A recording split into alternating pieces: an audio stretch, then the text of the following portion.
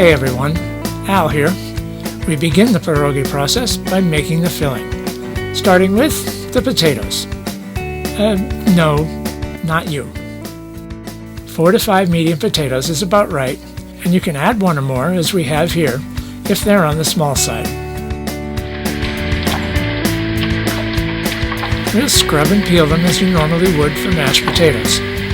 Yeah, we know, this strips off bunches of nutrients, but we compost the peels, so you'll get them back at some point. And hey, we're making pierogi here. It's not as if we're doing this for our health. Place the peeled potatoes in a pan of water. Then run some new water as you cut them up for boiling and toss in a bit of salt. It helps, of course, if your hands are dry. Bring the potatoes to a boil, then turn the heat down to medium, cook for 30 minutes, and then drain. Now the fun begins. Remember, we're basically making mashed potatoes here, and the exact flavorings are up to you. Nancy uses 1/4 to 1/2 cup milk, 1/2 stick of butter, 8 ounces of cream cheese, and 15 ounces of farmer cheese. Say what? Farmer cheese? Well, it comes in plastic pouches, and for this recipe, we use 2 of them. If you can't find it though, or want to substitute, you can use all cream cheese, or throw in some cottage cheese instead. With the butter and some of the milk in the pot, start by stirring in salt, pepper, and garlic powder to taste. Then add the potatoes and mash away.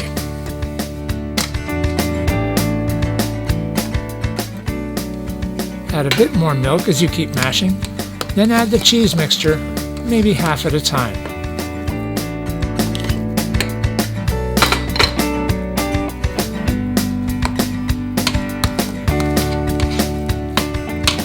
Once everything's in the mix, the potatoes should have a consistency that's a little short of soupy.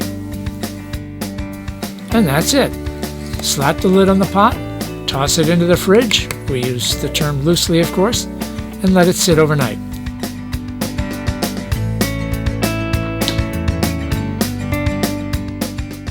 Here's a quick recap so you can pause the video if you have any questions. Tomorrow, we make the dough and stuff some pierogi. See you then!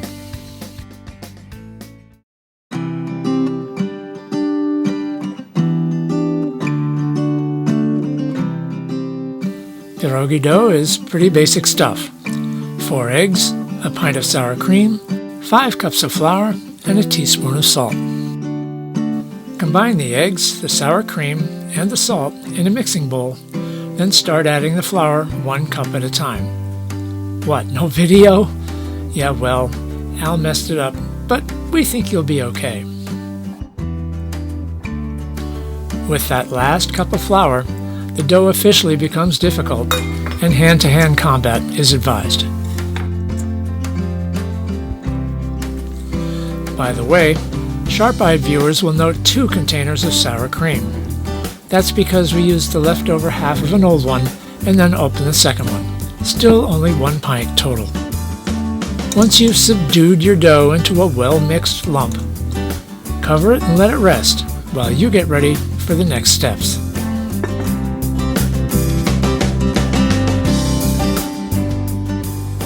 You'll need a pot of boiling salted water to cook the pierogi. By the way, the word pierogi is plural. However, if you slip and say pierogis now and then, well, we do too. Next is the ice bath. A colander or spaghetti strainer that fits into the pot of ice water will make this step much easier. And finally, some butter in a shallow pan to hold the pierogi while you butter them up. You may use olive oil instead if you prefer. And don't worry, we'll show all of that again in a bit. For now, on to, finally, making the pierogi. Pull the potato filling out of the fridge and wake the dough up from its little nap. Time to crank up the assembly line.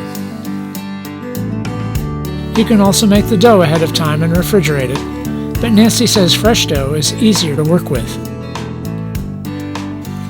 There's no set order here, but Nancy first likes to arrange small scoops of filling on a cookie sheet to have them ready for the dough wrappers.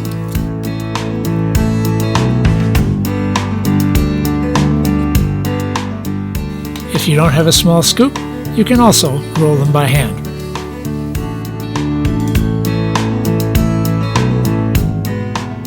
Next, flour your breadboard to prevent sticking and start rolling out the dough.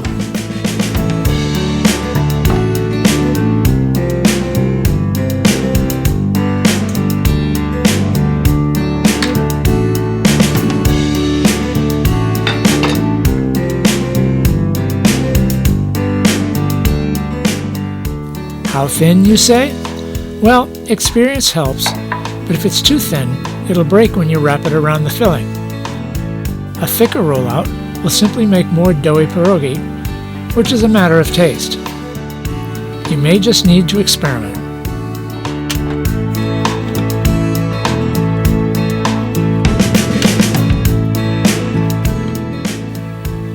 There are pierogi makers on the market, but Nancy just uses a 3.5-inch circular cookie cutter.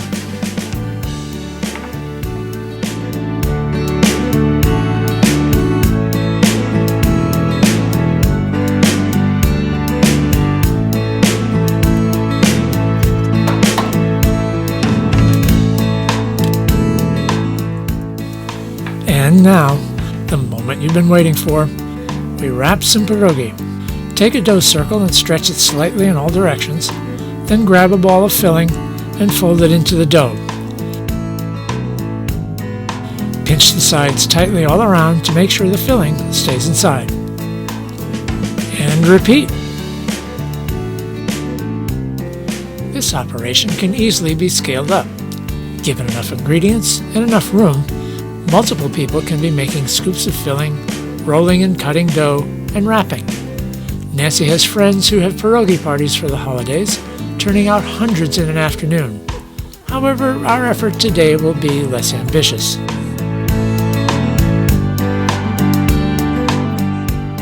If you're not quite sure about your pinching prowess, you can use a fork to really seal the deal and, well, add a decorative touch.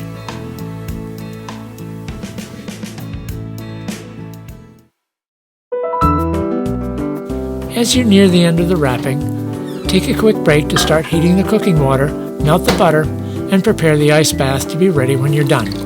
Or, if someone can help you, so much the better. Fill the cold water pot about 2/3 full and add a couple of trays of ice cubes.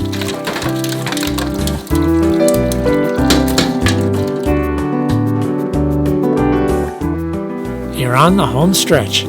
Start dropping the pierogi into the boiling water and cook for 3 to 5 minutes. They'll float to the top when they're done. Why? Well, the reason is interesting and more complex than simple thermal expansion. There's a link in the comments below if you're curious. But back to the matter at hand. When they're done, spoon them into the colander and dunk them in the ice bath to stop the cooking process and cool them for the next step. They can stay here for 2 to 3 minutes while you're putting more in the boiling water. Remove the pierogi from the ice bath and place them in the buttering pan and brush away. The butter, or olive oil, simply adds some flavor and also helps somewhat to keep them from sticking together if you freeze them. Cooking, cooling, and buttering can all go on at once, and you'll soon get used to multitasking as you work through your batch. The rest is up to you. You can enjoy some now, or you can save them all for later. Cook in the microwave or fry to a golden brown. By the way, if you ever order pierogi in Poland, the standard serving is a dozen. They freeze nicely, and here Nancy is arranging them optimally for storage. Well, that's it. We hope this little presentation has helped you get ready for your own pierogi party. Na zdrowie!